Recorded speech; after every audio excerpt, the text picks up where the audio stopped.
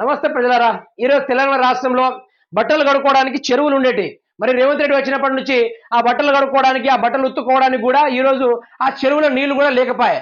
దాంతో పశువులు ఎండి చనిపోయాయి, పొలాలు ఎండిపోయి వాడిపోయాయి, ప్రజల గొంతు కూడా తడారిపోయాయి. మరి పశువులేందో కానీ మనమైన బతకాలని బట్టలు ఉత్తుకోవడానికి చౌరస్తల వాటర్ ఫాలింగ్ ఏదైతే పెడతామో ఈ రోజు ఒక మహిళ ఇంటికాడ నీళ్లు రావట్లేదని, చెరువు దిక్కుపోతే చెరువులో నీళ్లు లేదని, కాలువల సైడ్ పోతే కాలువలో నీళ్లు లేదని ఈరోజు ఆ యొక్క వాటర్ ఫాలింగ్ లా బట్టలు ఉత్తుకోవడం జరిగింది.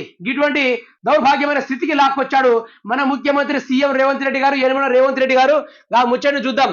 డే ఎంట్రీ ఇది గుంపుగా అని ఉంది, ముచ్చట చూద్దాం. అక్కడ చూడండి బట్టలు ఉత్తుకునే పరిస్థితి.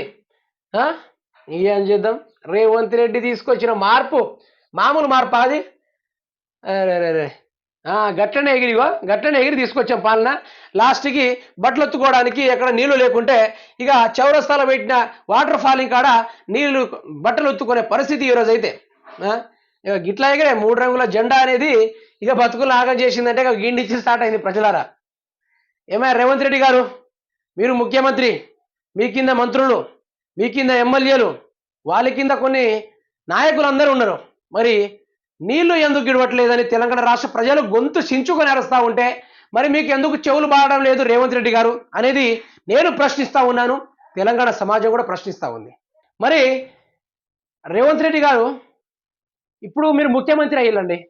మరి ముఖ్యమంత్రి అయినప్పుడు ప్రతి ఒక్కరిని పట్టించుకోవాలి, ప్రజల్ని పట్టించుకోవాలి, కార్యకర్తల్ని పట్టించుకోవాలి, ఎంపీలు ఎమ్మెల్యే అందరిని పట్టించుకోవాలి. మరి మీరేమో మళ్ళీ లోక్సభ ఎన్నికల కోసం కయ్యానికి కాలు దువ్వుతున్నట్టు ఎలక్షన్కి బాటలు నడుస్తున్నారు. కానీ ఇక్కడ ప్రజలు ఎందుకు ఆగం చేస్తున్నారు అనేది ప్రశ్న రోజు రోజుకి పెరిగిపోతుంది. కానీ దీనిపైన మీకు విశ్లేషణ అనేది రావడం లేదు.